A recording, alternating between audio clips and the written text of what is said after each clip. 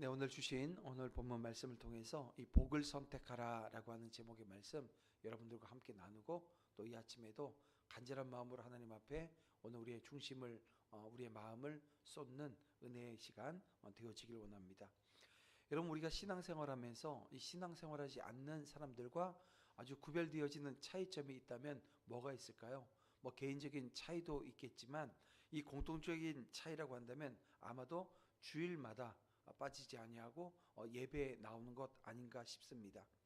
하나님께서 우리의 예배를 원하시고, 그래서 우리는 하나님을 예배하는 자리로 나아간다는 거죠. 유대인들도 마찬가지였습니다. 그들이 안식일을 준수한다라고 하는 것은 이 다른 민족들과 유대인이 가장 크게 구별되어지는 구별점이었다는 거예요. 그런데 이 예레미야가 활동하던 시기에 유다 백성은 이 안식일을 지키지 않았습니다. 하나님은 예레미야에게 이 평민의 문과 예루살렘 모든 문에 서서 유다의 왕들과 모든 백성, 또 예루살렘의 모든 주민을 향해서 말씀을 전하라고 하십니다. 성문은 그 안에 사는 사람들이 늘 드나드는 곳 아닙니까? 근데 여기 이 문이 상징하는 것은 이 성의 권위를 상징하는 것이고요. 지도자들이나 이 재판이나 주요 사업이 시행되어지는 곳이 여기였습니다.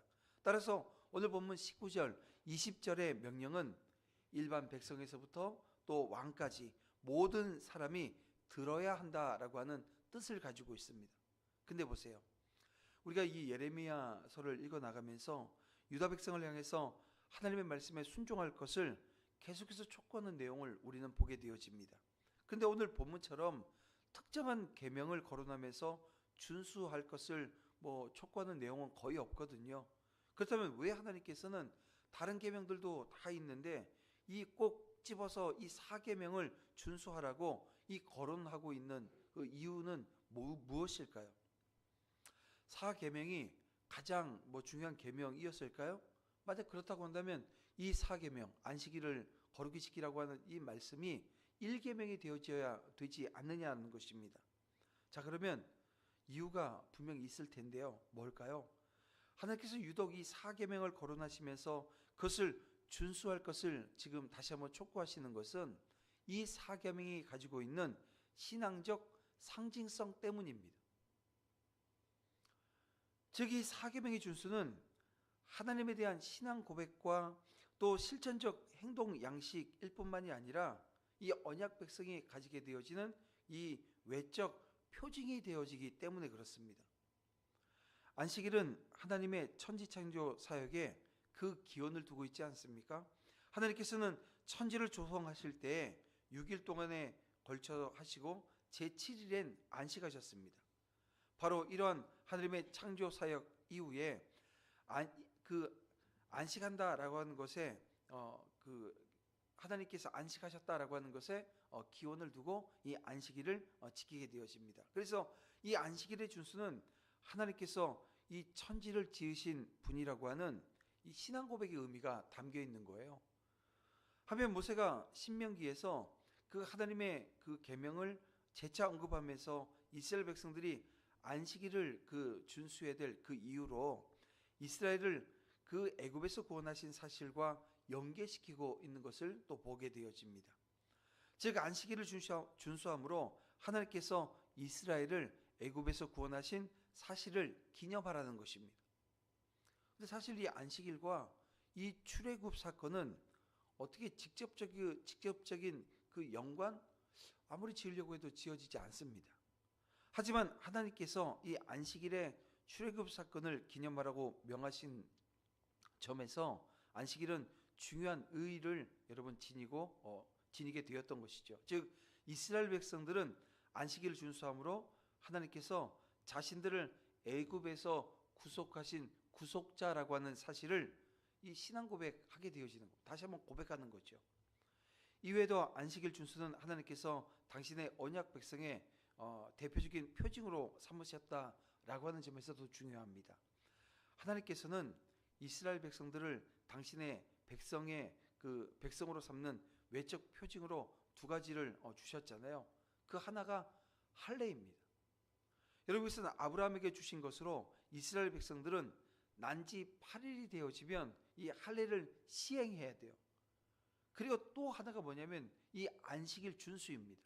즉 이스라엘 백성들은 안식일을 준수함으로써 이 자신이 하나님의 언약 백성이라고 하는 것을 보일 수 있는 거예요. 그러니까 이 할례를 받는다라고 하는 것과 이 안식일 준수는 이스라엘 백성들이 하나님의 백성이다, 하나님께서 이 이스라엘 백성을 내 백성으로 삼았다라고 하는 외적 표징으로 주신 거라는 겁니다. 그래서 지금 이스라엘 백성들에게 있어서 이 안식일을 준수한다라고 하는 것은 이 신앙적 측면에서 얼마나 중요한 것인가라고 하는 것을 이 사실을 통해서 알게 되어집니다. 실로 이스라엘 백성들에게 있어서 안식일 준수는 하나님이 천지를 창조하신 창조주라는 것, 또 이스라엘 민족을 구원하신 구속주라고 하는 것을 고백하는 행위이자 자신이 하나님의 언약 백성이라고 하는 것을 입증하는 표징이기도 했던 것입니다. 그런 이유로 하나님께서는 여기서 다른 계명을 다 놔두고 제4계명의 준수를 지금 이스라엘 백성들에게 촉구하고 계시는 거예요. 근데 놀랍게도 이들은 이런 기초적이고 아주 당연한 가르침조차 듣지 않습니다. 유다 백성은 당연히 여호와 하나님을 잘 섬기고 안식일을 철저히 지켰을 것 같지만 실제로는 어땠나요? 안식일에요, 일을 했다는 거예요. 안식일을 거룩히 지키라고 말하는 이 선지의 말을 여전히 지금 무시하고 있다는 것입니다. 여러분, 오늘 우리 성도들은 이 안식일 대신에 주일을 성수합니다.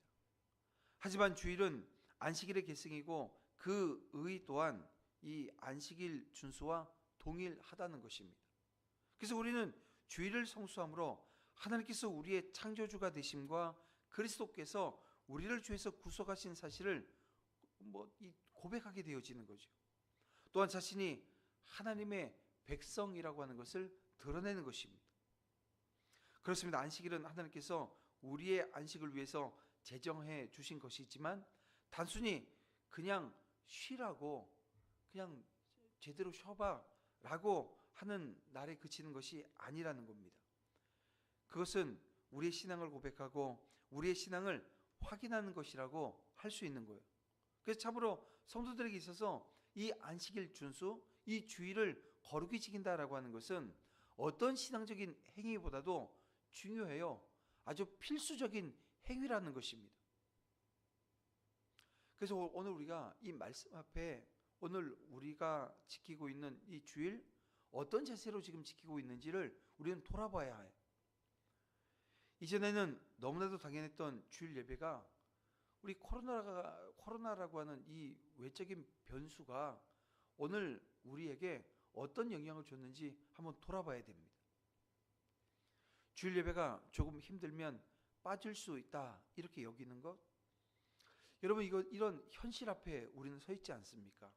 어쩌면 예레미야 당시 이 유다 백성들의 이 영적인 상태와 오늘 우리의 상태를 한번 비교해 보면서 어쩌면 우리가 그 영적인 상태, 그들이 가지고 있었던 영적인 상태가 오늘 우리의 영적인 상태로 지금 되어 있지는 않은지 살피자는 거예요.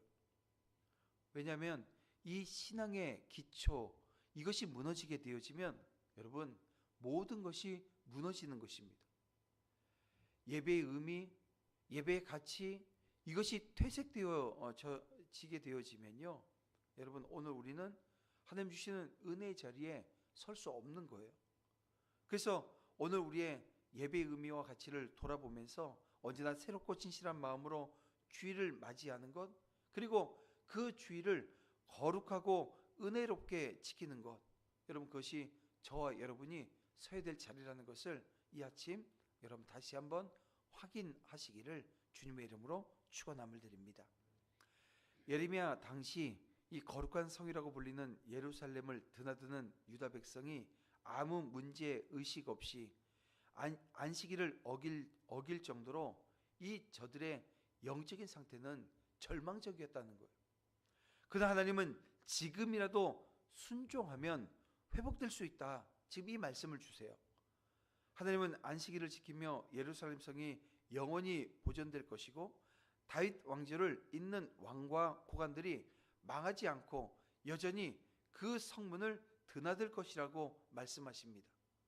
또한 주변 나라들이 성전의 제물을 바치기 위해서 모여들 것이라고도 말씀하세요.